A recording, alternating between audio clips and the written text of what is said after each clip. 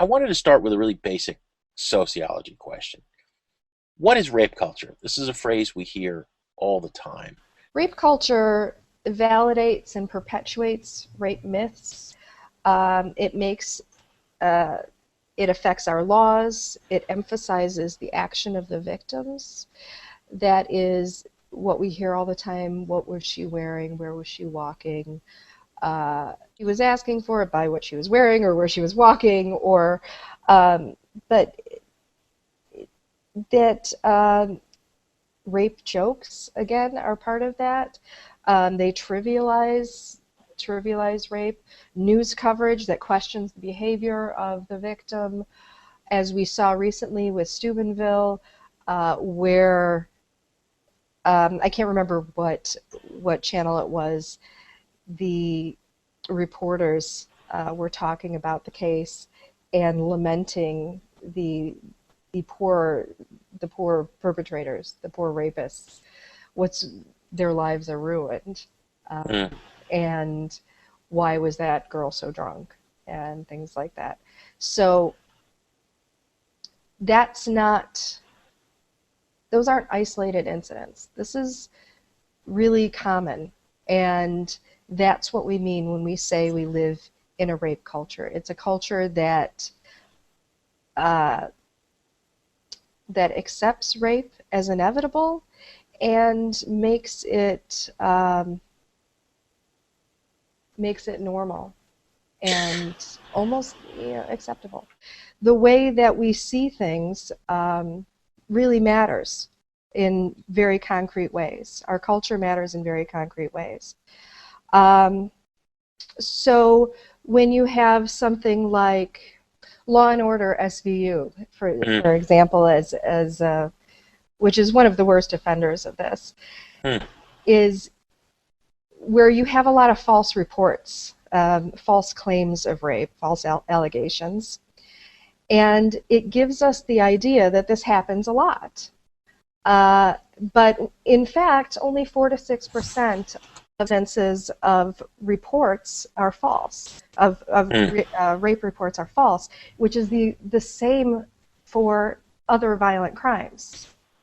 But you don't have people worrying about if someone says they were mugged. You don't have a lot of worries and claims about how what was the person who was mugged wearing, and he or she is probably lying about it. So rape culture in part seems to be addressing the fact that we haven't become much more enlightened over the last 20, 30, 40 years, have we, about the way society deals with rape? I think we've become more informed on how we're supposed to talk about it. I think that recent studies that I've seen among college students, rape myths among students, the rape myth acceptance is very high, but they know now how they should be answering the question. They know now that to say it's never the victim's fault. But when you ask that question in a different sort of way, then in a way that they're not used to hearing over and over again, you hear that the acceptance myths are, the acceptance of rape myths is really quite common. Even among college students who we would think should know by now. All right. How do you think rape culture pertains to the R. Kelly situation? Definitely the acquittal makes is really affected by rape culture. That he was acquitted, we seem to believe, means that he is innocent. We tend to think of acquittal as innocence, or not guilty is the same as innocence, but that's not necessarily true, of course. Only about 3% of rapes are actually result in a prison sentence. Wow. It's a very, very low number, because it's 3 in 10 rapes are reported just to begin with. And let's see, the way the way it breaks down in the numbers I thought I had. Here we go. But so from the Illinois Coalition Against Sexual Assault, from their numbers, 46% of rapes are reported to police. 12%, and that's not of the 40%, that's overall. 12% result in an arrest. Only 9% are prosecuted. 5% there's a felony conviction, and only 3% serve time. And what we have in the Kelly situation is alleged statutory rape. It's rape of because the girl's underage, and society is saying legally that she cannot have consented. Do you think that that plays into things about us not viewing the young women who have accused Kelly of illegal sexual relationships as victims? Well, I mean, we're applying adult responsibility to not adults, to children, to teenagers, and they don't have the same, well, they don't have a legal capacity to consent. It's impossible to consent if you're in Illinois under 17. But 44% of all the victims out there are under 18. Mm. We have a lot. We have a lot of underage victims, and as far as I think that rape myths really, the myth that somebody's after money or attention, or they want to destroy someone through false accusations. Again, this false accusations thing is really, really a big factor when it's such a low number, actually. I think that that really feeds into this. So where is the society viewing the young woman who's preyed upon by an older man as a different status of victim than a woman who's pulled into an alley at gunpoint? Oh, sure. I mean, the idea that most rapes are, you know, a stranger in the alley, again, not true. It's a myth. Yes. I think we do look at it differently. As far as being a young girl preyed upon by an older man, there are factors such as celebrity and wealth and things like that that play into it, that make generally our culture more suspicious of the victim. But it certainly doesn't change the trauma of the victim, the trauma that the victim experiences. I'm not a therapist. I'm just an advocate in the emergency room as a volunteer. So we treat all survivors the same, though. And you know, every survivor has a different kind of reaction and response. Another thing that you know, one of our rape myths is that the victim is going to be hysterical in the emergency room, or I mean, there are all sorts of different reactions that someone can have. But no, we treat them the same. It's still, especially for somebody you know, it would be a breach of trust with somebody you know. Yeah. That you may feel comfortable, and then that comfort is sort of taken away when somebody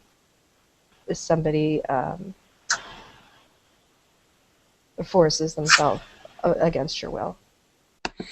In the Pitchfork situation, you know, we see this as an audience that I think if we talk to 99 out of 100 of them, they would say, yeah, we're socially aware, we understand women's issues, we understand the world. All right, I don't think it's a misjudgment to say Pitchfork is a socially aware crowd. So how is it that in this crowd there's no consideration of these young women as victims? Well, I haven't talked to them, so I can't quite say. But remember, I did say that rape myth acceptance among college students, who are also a generally socially aware group, Sure. that acceptance among college students is really high as well.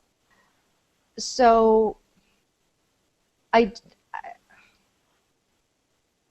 I haven't talked to everybody who's involved, No, no, no. I everyone understand. who's Sure. attending, but I don't think that they're outside of the culture we all live in. Okay. So it just makes sense that this is a myth problem among young people in general, Well, educated. yeah, I mean, it also could be an awareness problem. It could be that they don't really know what's happening. I don't know if it's a lack of awareness, maybe that uh, maybe they know about the trial and they know of the acquittal and they don't know about everything else that that you've written about and that you sort of hear about. Maybe they don't know. Well, okay, so as a social scientist, you're about the science. You're not judgmental. But as a feminist, as a politically active person, I'm sure you have views on this. What is the conscious person's responsibility? There's going to be 20,000 people in Union Park. Should they be aware of it? Well, I mean, I think that it's the responsibility of us as a society to find out what's going, to know the truth. And if people are being victimized, it's up to us to sort of raise that awareness. Um, but I think it's very difficult when you don't have very much coverage. You don't have a lot of you don't have anybody pressing charges. Do you understand what I mean? That especially in cases of statutory rape, unless the parents, it's usually the parents that would file the charges, and unless they come forward, or of course the victim, there's not really a lot of coverage out there that can be made, right? But certainly that Pitchfork audience is aware of misbehavior in R. Kelly's past. Yeah, I think you're right. I'm not sure how much they know. Um, I'm not sure if they know it's ongoing, but yeah, I think you're right that they do have a vague outline of it, at least. Is And, there a and con? nobody is unaware of Right. the videotape or the trial. The defense I get among people who like Kelly is just, it's just music. What are you getting excited about? Well, I mean, music is production of a lot of our core beliefs, really. Um, and it also reflects our culture. It reflects how we think, as well as reproduces it. It reflects what the musician sees and then puts it out there for everyone else. So music is never just music. Media is never just media. It's one of my pet peeves that Yeah. media, entertainment, and these are not just trivial. And I think those in the business know that it isn't. As far as the responsibility of the promoter, um, I mean, I think that would be an individual thing, wouldn't it? It would be if the promoter cares about this, and if the other bands on the bill Mm, are, willing to play with him. Do you yeah. understand? I mean, not as often as it should be, but there have been times where um, bands will refuse to play with other bands because of political reasons. To be on a bill with other bands because of those reasons, because of political reasons, and they're really vocal about it, and that's important. So to ask the other bands, you would like to hear what other groups say about sharing a stage with Kelly. Yeah, yeah, I would. I'd be interested to say to see and to hear what they say about it. obviously the responsibility lies on the perpetrator of the crime, but uh, as a society, we have to be responsible. As a society, we have to call it out. When something's wrong, we've got to call it out. We've got to say something about it because certainly the perpetrator is not going to say anything. Yeah. Um, I think that it's important. You were saying something a couple minutes ago exactly the way I feel. It's never just music. This stuff means something. Well, as far as the artist goes, this is is human. Everybody has their flaws.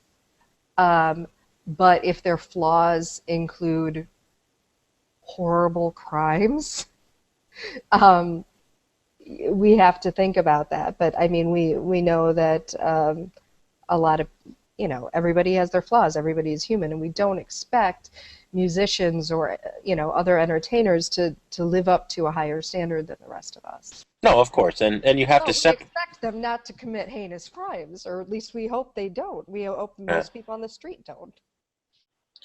I know you read a lot of feminism too. There's been a couple of books lately, like Ariel Levy, "Female Chauvinist Pigs: The Rise of Raunch Culture," arguing that this notion somehow that Girls Gone Wild or Sex in the City and stuff like this is female empowering, as opposed to playing one more way into the male hegemony. Um, how's that affecting, in particular, youth culture? Hmm. I think that the idea of feminism as whatever a woman does is feminist is kind of a problem, but I, your motivations, of course, it's about accepting women's choices, and I understand that, and that's great. You want to accept women's choices, but I think that if you do it, that's fine. Don't call it feminist. Mm. If you're gonna, I don't. Girls Gone Wild. I don't know if anybody would say that's, empowering. Yeah, Uh, yeah. I don't. I don't think that's empowering to young women. Well, but we've Um, seen we've seen this argument that a girl who decides to strip and dance at an EDM festival or something, that's her choice. yeah, and that's your choice, and you have every right to do it. But it's not a feminist action. Don't call it a feminist action. It's not helping the liberation of all women, which that would be feminist, Yeah. is helping the status of women in our culture. Yeah, I was just wondering if I don't think that anybody would say that going to see R. Kelly is a feminist action. I was just wondering if this acceptance of what Levy calls raunch culture is playing into Pitchfork not having any qualms about booking someone who was accused of doing the things Kelly's been accused of doing. I think people need to be informed. I think there's a lot of if you like something, often you don't want to know bad things about it. Uh, you want to overlook the problems that what you like could be problematic, and you want to not think about it. But I think that if we're responsible and we want to be a responsible member of society, we need to. If you like the music, you like the music, right? Does that Hmm. mean that that you have to support him? I don't know. I mean, I don't think so. I think as a responsible person, you need to get informed about what's going on and uh, act according to your own morals and values, and examine how much of the way you're judging this is uh, is about accepting things like rape myths. How Mm. much do you really know about what's going on, and how much of the way you're judging the situation is based on um, misinformation about what rape is? I mean, statutory rape is very easy to define in that it's defined by the law for us. So I'm not sure. I'm not sure what the justification would be for a thinking person who's thought about all of these issues. I'd be interested to find out. I'd be interested to hear from somebody who does. Okay. All right. Well, thank you, Annmarie. It's been very enlightening. I appreciate your taking the time to do this. Okay, thank you.